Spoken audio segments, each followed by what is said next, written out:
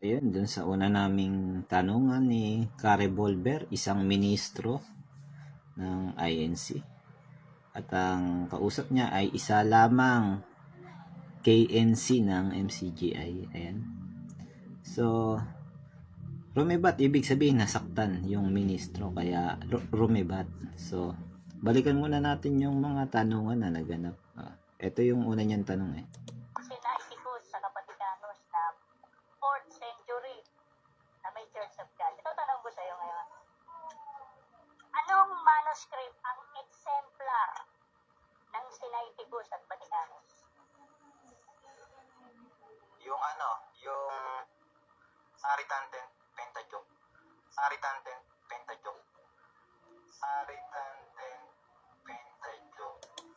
Ang tanong niya, ano daw exemplar nung Sinaiticus tsaka Vaticanus? Basahin natin kung ano yung exemplar. Sabi dyan, although some Dead Sea Scrolls resemble pre-Samaritan texts and some readings in the Septuagint agree with the Samaritan Pentateuch. Alin daw? Some readings daw ng Septuagint agree with the Samaritan Pentateuch Codex Sinaiticus itself. Ano pa, Revolver? Para matuto ka. Sabi pa, the Codex Sinaiticus, also called the Sinai Bible, is a 4th century Christian manuscript of a Greek Bible containing the majority of the Greek Old Testament. Kita mo yun, brother? Yung Greek Bible daw, containing the majority of the Greek Old Testament. Nabasa man, brother? Yan ang unang punto sa'yo. Ito yung pangalawang punto na napahiya na naman si Revolver. Ayan. Yan po yung ating pinabasa sa kanya. So, ginawa niya, nagpatugtog sa YouTube kung ano daw yung basa dyan. Pakita natin yung pinatugtog niya. Ito. Yun yung pinatugtog niya. Ano daw yung basa dyan? El Elohim Adonai. El Elohim Adonai. El Elohim Adonai. Di tama ako. Elohim Adonai ang basa nila. Elohim Adonai daw yung basa. Pero anong binasa ni Revolver dyan? Pakinggan natin. Nung luminaw daw yung video, ano daw basa ni Revolver? Ito yan. Hindi, Elohim. Sumagot ka muna. Elohim Adonai babasa dyan. Kaya mo nang una mong sagot. Pinalitan. Ano pinalitan? Napaka-andin. Ayun. Nagsinungaling pa yung dalawang magkakuntsabang iglesia ni Cristo na kapwa sinungaling. Pinalitan ko daw. Yan ang mga sinungaling. Ala naman tayong pinapalitan diyan. Ngayon, play natin. Kung ano yung basa ni Revolver. Ito yung hindi niya pinopost eh. Pagkapalpakan mo, ipopost mo Revolver. Pero kung ayaw mo ipost, ako magpopost na kapalpakan mo. Kung ano yung basa mo talaga diyan. Kung ano yung basa mo diyan. Dito. Yan. Kung anong basa mo diyan. Parinig natin sa video kung anong basa ni Revolver diyan. Yan diyan. Parinig natin. Tuloy natin ha. Pakinggan nyo mga viewers anong basa ni Revolver. Ano pinalitan? Yan na yun din yung tinama screenshot mo, parehas lang. Pakita mo yung una. Pakita mo yung una. Isang picture lang yun naman yung hawak eh. Parehas lang. Yan, malinaw. Yan. Ang basa dyan, Aldrin, nakita ko na.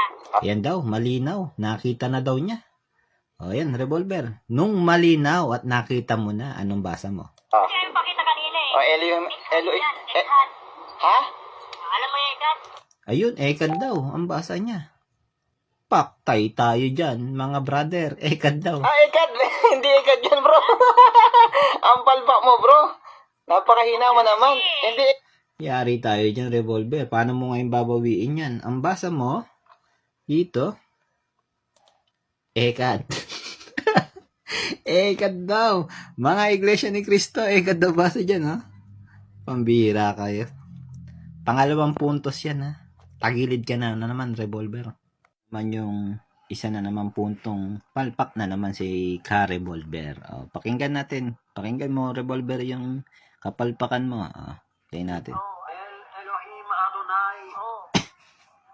El Elohim Adonai. Di tama ako, Elohim, Adonai ang basa nila. At hindi ang basa nila, Jehovah. Ayun, hindi daw ang basa Jehovah. Mas lalong palpak ang sinabi mo na yan ay God of God, Jehovah. Ayun. Palpak daw yung sinabi ko na God of Gods, Jehovah. Kasi ang translation niyan sa English, the mighty one God, the Lord, hindi God of God, Jehovah. Ayun. Ang translation daw sa English, the mighty one God, the Lord.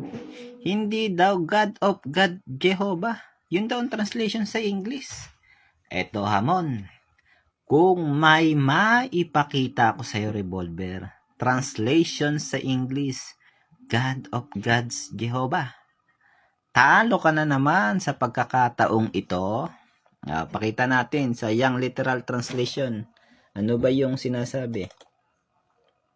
Ayan. Ayan yung salin, no? Ayan, marami yan, no? Ito yung isa niyang kamukha sa kanyang binasa niya. Ito naman yung isa. Ayan. Young Literal Translation. The gods of gods, Jehovah. Sa English, meron pala. Kapalpak-palpakan ka talaga, Revolver. Talo na naman ang ka-Revolver ng INC. Talo na naman. Pang-apat na punto. Ayan. Yung sinasabi naman ng kapatid na Elni na saling Jehovah. Mali naman talaga yun. Hindi naman namin pinaniniwalaan talaga yun. Nga lang, tinanong ko lang naman sa'yo kung anong base. Hindi ko naman sinabi na pinaniniwalaan ko yung Jehovah'ng pangalan. Pinabasa ko lang naman sa'yo. Layo naman ang topic mo. Ba't doon ka napunta? Dahil doon ka napunta sa pangalan ng Jehovah, pupunta na rin tayo. Sabi mo, nahawa ka mo ko ng kasinungalingan ng pangalan Jehovah. Yun, sabi ka mo ni Bradley. Kayo ba hindi nahawa? Basahin natin yung pasugo nila. Ito si Revolver kontra sa pasugo Kasi mali daw yung Jehovah, no? Ayon sa kanya. Pinakikita niya yung video ni Bradley. Pakita din natin yung sa pasugo. Pasugo naman tayo versus Revolver. Ayon sa pasugo, ano yung sabi? Sa pasugo dun sa God's Message Magazine of Iglesia ni Cristo, April 1977, page 8. Ano yun sinasabi? Si Revolver, tutol sa Jehovah, no? Pakinggan naman natin yung pasugo. Ayan. That this passage refers to Jesus Christ as Jehovah is plain from 1 Peter 2:3, where it is applied to the Lord Jesus Christ. Answers. We do not object that Jehovah is the true God. Exodus 6:2-3. Hindi naman pala sila tutol. Na sino daw? Si Jehovah ang tunay na Diyos. Saan sila tutol? What we totally reject is the author's contention that the name Jehovah is freely applied in the scriptures to Jesus Christ. Doon naman pala sila tutol. Pero, hindi sila tutol na si Jehovah ang tunay na Diyos. Pasugo yan versus Revolver. Si Revolver, tutol. Yung pasugo, hindi tutol. So, magkakontrahan. Hindi naman pala kayo tutol na si Jehovah yung tunay na Diyos niya. Tama mo? Saksi ni Jehovah ka pala.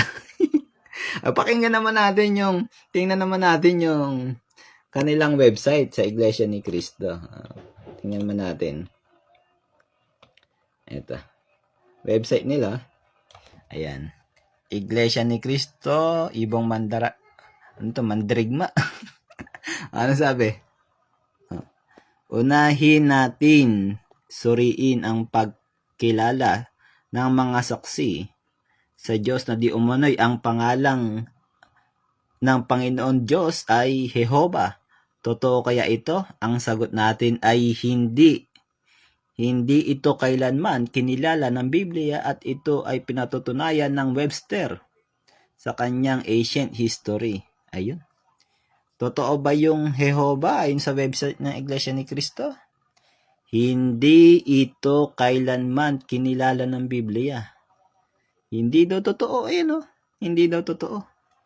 Pero naman, ayon naman sa pasugo nyo, sino yung tunay na Diyos nyo? Jehovah is the true God. Iglesia ni Cristo website versus pasugo versus revolver. Ang gulo ng aral nyo, mga brother. Ang gulo. Kapalpak-palpakan. Napakasisinungaling nyo. Napakagugulo ng aral ninyo. Talo ka na naman, revolver. Sa huling pagkakataon, iyak ka na naman. Iyak ka, brother.